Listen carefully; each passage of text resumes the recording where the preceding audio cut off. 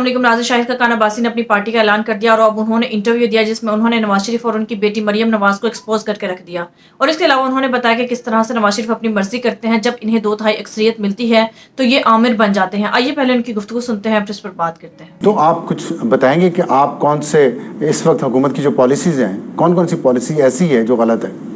کون سی صحیح ہے؟ آپ نے یہ تو نہیں، آپ مجھے ایک صحیح بتا دیں، میں اس کو تنقید کر دوں گا۔ انہوں نے عدم استحکام بڑی خوبصورتی سے پیدا کیا اس ملک میں، ووٹ کو عزت دے کا نعرہ چھوڑ دیا، ووٹ کو عزت دے کا نعرہ چھوڑ دیا، ریالٹی میں آ گئے۔ یہ ناکامی ہے نا ساری، نہیں تو آپ اس لیے مجھے سب سے اختلاف ہے۔ جو جماعتیں یہ کہیں کہ ہم 300 یونٹ بجلی مفت کر دیں گے، ہم 200، دوسری کہتی میں کہتی ہے 200، دوسری کہتی ہے میں 300 کر دوں گا، وہی ان کی ناکامی ہے۔ اس حل کا سفر آئین سے شروع ہوتا ہے، اس بات کو یاد رکھیں۔ آپ الیکشن چوری کریں گے، ملک آئین کے مطابق نہیں چلے گا، آپ کچھ نہیں کر پائیں گے۔ پاکستان میں دعا کریں کہ ایک پارٹی حکومت نہ آیا کرے تاکہ انٹرنل چیک اینڈ بیلنس رہے۔ میں 2/3 میری بات مان لیں جی، میں 2/3 حکومت کا حصہ رہا ہوں پاکستان میں، وہ حکومت ایک دن نہیں چل سکی۔ وجہ جی وجہ کیونکہ آپ جو لیڈر ہوتے ہیں وہ عامر بن جاتے ہیں، وہ اتنی طاقت رکھتا ہے کہ وہ آئین کو کسی وقت تبدیل کر دے۔ آپ سمجھتے ہیں کہ نواز شریف 1997 میں عامر بن گئے تھے؟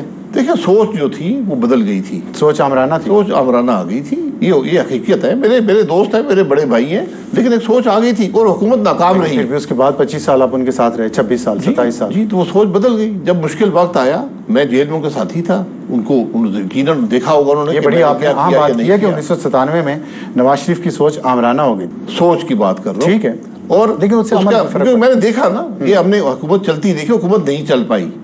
چیف جسٹس سے جھگڑا ہو گیا، صدر سے جھگڑا ہو گیا، آپ کا نیوکلیر کا ایشو آیا، اس سے آپ کو مسائل پیدا ہوئے جو آپ برداشت نہ کر سکے۔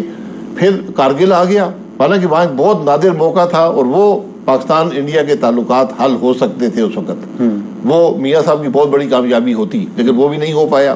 اچھا، میں آپ سے ایک ہائپوتھیٹیکل کوسچن پوچھتا ہوں، کیونکہ آپ اس حکومت کا حصہ رہ چکے ہیں۔ اگر آپ وزیر اعظم ہوتے، آپ اس وقت کے چیف جسٹس سے جو جھگڑا ہوا تھا، جو بھی حالات تھے اس وقت، آپ بھی اسی میں ہیں، آپ جھگڑا کرتے ان سے، ان کو الگ کرتے کہ نہ کرتے؟ سر میں دیکھیں، جھگڑے کی ضرورت نہیں ہوتی، ان کا ایک آئین میں ان کا ایک رول ہے، میرا ایک رول ہے، فوج کا ایک رول ہے، یہ آئینی رشتے ہیں، ان کو آئین کے مطابق چلنا چاہیے۔ آپ آرمی چیف کو سیک کرتے؟ جی، آرمی چیف مشرف کو سیک کرتے؟ سیک کس بات پہ؟ جس طرح جو بھی کارگل وار پہ ہوا تھا نا۔ دیکھیے، سیک آپ نے کرنا، اس کا ایک طریقہ ہے، آپ کے پاس یہ اختیار موجود ہے، اختیار نہیں، یہ آپ کی سوچ ہے، لیکن اس کی دلیل ہونی چاہیے۔ میں یہی کہہ رہا ہوں، دلیل نہیں تھی، آپ کہہ رہے ہیں نواز شریف کے پاس دلیل نہیں تھی، تو پھر غلط ہوا نا۔ جی، میں نے کل بات کی تھی کہ اس ملک کا پرائم منسٹر آرمی چیف کے تابع نہیں ہوتا، اس ملک کا جو آرمی چیف ہے پرائم منسٹر کے تابع نہیں ہوتا، اس ملک کے جج کسی کے تابع نہیں ہوتے، یہ آئینی رشتے ہیں، ٹھیک ہے۔ ہم ایک دوسرے کے ذاتی ملازم نہیں ہوتے کہ وہ حکم کریں گے اور میں مان لوں گا اور میں حکم کروں گا تو وہ مان لیں گے۔ آرمی چیف وزیر اعظم کے تابع نہیں ہوتا، یہ آئین کی کون سی شک ہے؟ آئین وہ آئین کا تابع ہوتا ہے، ہم سب آئین کے تابع۔ ایگزیکٹو ہے نا، ایگزیکٹو پرائم منسٹر کے انڈر ہوتا ہے۔ میرے کو ذاتی ملازم، جوڈیشری نہیں ہوتی، پارلیمنٹ نہیں ہوتی، ذاتی ملازم نہیں ہوتے، آپ بالکل نکالنے کا حق رکھتے ہیں، اس کا ایک طریقہ کار ہے۔ نہیں، آپ کہتے ہیں آپ کو بتانا پڑتا ہے کہ کیوں نکال رہے ہیں۔ آپ کے خیال میں 3 بڑے مسائل کیا ہیں پاکستان کے، جو آپ کی سیاسی جماعت جس پہ توجہ دینا چاہے گی؟ دیکھیں، 3 بڑے ہوں، 30 بڑے ہوں، 3000 بڑے ہوں، مسائل ہی مسائل ہیں، لیکن آپ کو سیاسی استحکام چاہیے۔ سب سے پہلے پاکستان کو سیاسی استحکام چاہیے، اسی سے معاشی استحکام آئے گا، اسی سے عوام کو فلاح ملے گی، یہ بنیاد ہے۔ آپ کو سیاسی استحکام کہاں آئے گا؟ جب ہم آئین کے مطابق ملک کو چلائیں گے، تو یہ ناکامی ہے۔ تو آپ کی میں اس کو کامیابی نہیں سمجھتا۔ اقتدار میں نہیں آنا چاہتا؟ اقتدار میں ہر قیمت پر نہیں، اپنا ضمیر بیچ کر نہیں، آئین بیچ کر نہیں۔ پاکستان اس دن ترقی کرے گا جب اس ملک میں اقتدار میں آنے والے لوگ آئین کے مطابق اقتدار میں آئیں گے، جب عوام کی رائے سے آئیں گے۔ ہو سکتا ہے یہ بڑی میں یوٹوپین بات کر رہا ہوں، یہ بڑی حقیقت سے دور بات ہو، لیکن دنیا کا سفر یہی بتاتا ہے۔ آپ پہ پہلا حملہ تو آپ کی پرانی جماعت نے کیا ہے، انہوں نے کہا ہے کہ سرمایہ دار آگے ہیں نئے نعرے لے کے، آپ کو اور مفتاح اسماعیل کو انہوں نے یہ طنز کیا۔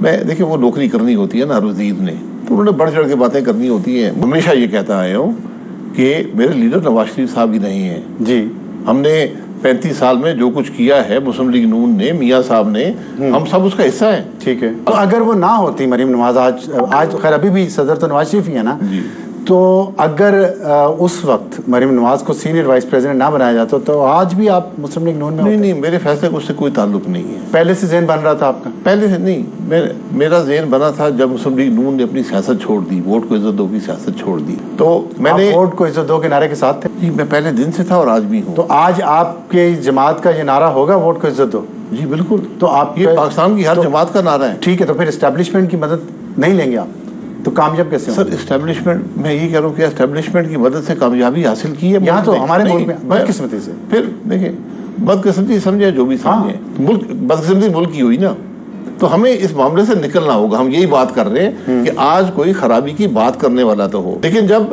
سیاست بدلی، رخ بدلا، تو پھر میں نے 1 سال سے زیادہ عرصہ ہو گیا، میں نے میاں صاحب کو بتا دیا تھا کہ میں الیکشن نہیں لڑ سکتا. آپ مطمئن ہیں اپنے اس فیصلے سے؟ میں بالکل مطمئن. آپ کو کیا رسپانس آ رہا ہے نئی سیاسی جماعت کا؟ سیاسی جماعت کا جی ایسا رسپانس ہے کہ مجھے اس کی توقع نہیں تھی. جتنی عزت مجھے اس فیصلے نے دی ہے کہ میں اصول پہ کھڑا رہا، آئین کے ساتھ، ووٹ کو عزت دو کے ساتھ کھڑا رہا، مجھے زندگی میں کسی چیز نے نہیں دی. ایک سوال آپ سے آخری یہ پوچھنا چاہ رہا ہوں کیونکہ وقت ختم ہو رہا ہے. حسین حقانی صاحب پاکستان کے ایمبیسڈر امریکہ میں رہے ہیں اور یہاں پہ کافی آپ کے بھی ساتھ کام بھی کر چکے ہیں حکومتوں میں. انہوں نے ایک ٹویٹ کیا ہے.